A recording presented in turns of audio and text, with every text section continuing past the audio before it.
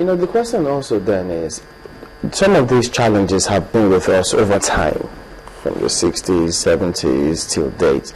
But the judges then and that time, I mean, I don't think they were talked about in the way and manner with which we're looking at it now. Then, we have lawyers here who have come to tell us they went to become lawyers because of how they saw judges and lawyers conduct themselves. Those days, what changed? I never stopped thinking about it. I'll give you an example. We've been talking about corruption. Now the incoming president says it's so bad, it is worse than terrorism. But let me give you an illustration to support what you have said. In 1976 November, a case came before the Supreme Court. A medical officer at the General Hospital in Ikeja. He was supposed to treat a patient, and he asked the patient to give him 76.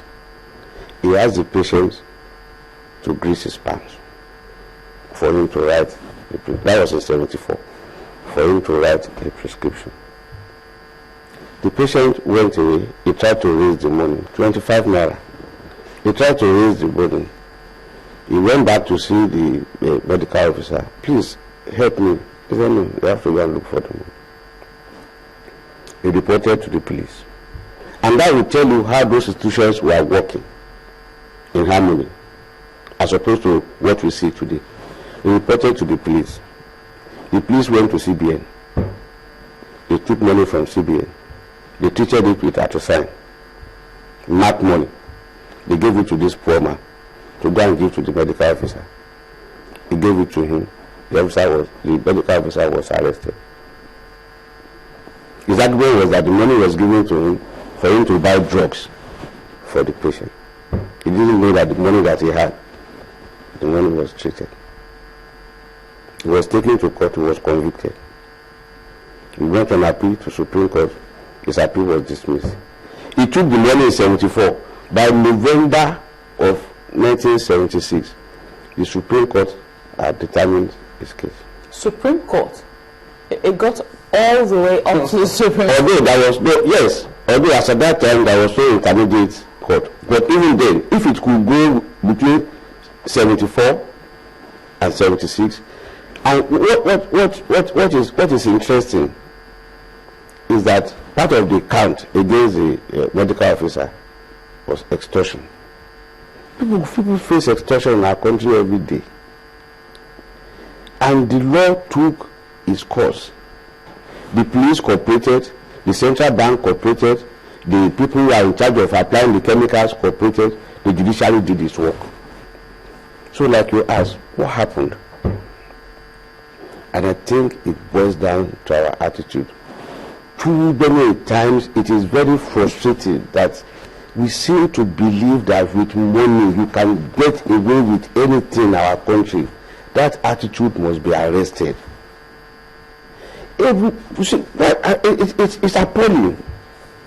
And I tell you, I do not see, it's not money that makes a society. It is our character as who we are. Look, when government spends so much money, employ agencies abroad to promote the name of our country, and we are at the airport, if you don't have respect for regulations, they tell you don't leave your luggage there. You go and put your luggage there. They ask you to remove it, to start shouting. They ask you to go and queue, you come and go and jump the queue and stay in front. Then they say we call security for you. What would the agency do? What would the agency that we have employed to promote our image? So and yes, sometimes we find out that some people, they claim that back at home, they keep telling you can't talk to me, you are not up to my guard at home, you are asking me to go and put my back. He has that thing at the back of his mind. Everything that he's thinking about is his pocket, his pocket, his pocket. And we will destroy the society if we don't change. It is this attitude. The Waste report emphasized it. Even the incoming president said, look, if this thing doesn't change, nothing will work. In other words, he was speaking to all of us. Everybody. When he said, if we don't deal with corruption, it's worse than terrorism. Everybody. For instance, why would somebody want to pursue the nomination of a candidate? Is a politician, and he wants to have somebody representing him in the judiciary. That is wrong. You don't have to do that. The judiciary is not a place for people to have their political agents. It's not.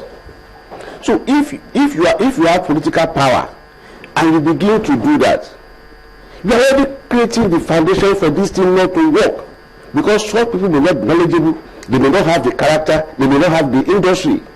But why would those that are in the judiciary who are likely to be nominated or who are supposed to get this, why would they even encourage it? It's not that the judiciary is encouraging it. It's not that the judiciary is encouraging it. For instance, if you look at the panels that are sitting now, I'm aware that the NJC is closely monitoring the judges to ensure that nobody does anything that is untoward. But for instance, when you want to appoint judges, they come from all parts of the country and people sending their nominations. And it's not as if the judiciary goes about looking for people that are incompetent. No. And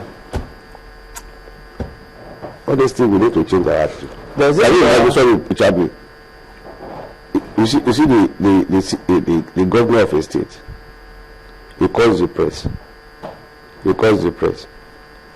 And he takes the key of a bus as a symbolic gesture.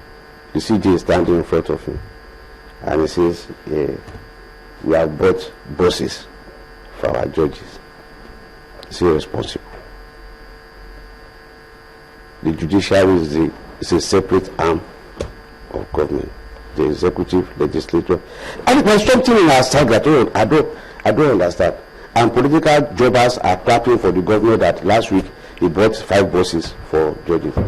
He bought cars for them. There's something wrong in that kind of mentality. You don't have to do that. You have television, you are giving a judge the key of a bus, staff bus. There was this matter that came up while we were looking at some of the challenges and how to sort that a couple of days ago.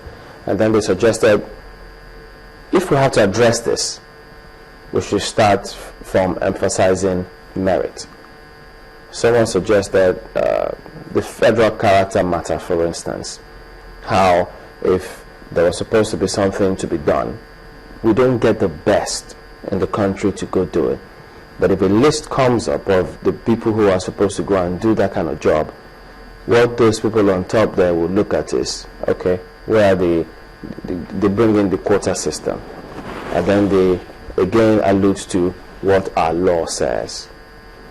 How do we correct that? You see, Chamberlain, it's an important point that you have raised. But I don't think the problem is the quota system. It's the operation of it. Why do we have quota system? It's because of the nature of our federation. There is even imbalance in the level of education across our country. The level of education differs from place to place. And if you look at our constitution in the opening paragraphs in the preamble, it says, look, as a people, although some have said it's a lie, nobody gathered to discuss anything, but at least that's what we have. It says, as a people, we have resolved to live in harmony, to live in peace. Let everybody have a sense of belonging. In fact, I noticed that in those 2 initial paragraphs, you will see unity coming up. And how do you attain it? You can only attain it for everybody to have a sense of belonging. But if, for instance, you say, look, let us have people from every state. The president, for instance, no matter how well-intentioned he is not likely to come to my state and nominate somebody. Somebody else in my state will be responsible for bringing people forward.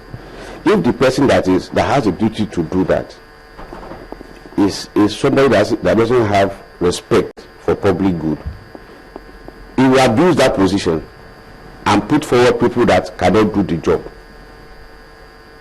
And there are instances whereby somebody brings people and they say, this is your character. It's not going to live for somebody else. He said, you know, that area they've not been able to participate in government. In fact, if we don't allow them to go now, my state, there might be security problem, although it might be lying.